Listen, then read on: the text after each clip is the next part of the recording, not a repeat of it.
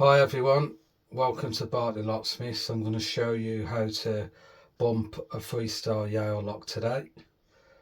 This is the original key. I'm going to first lock it.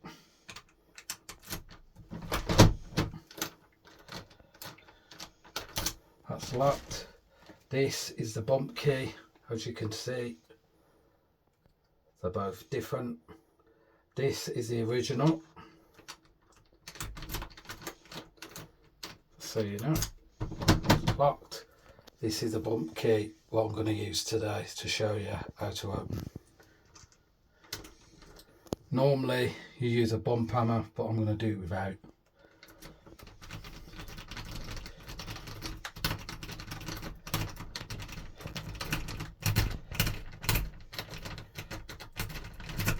There you go.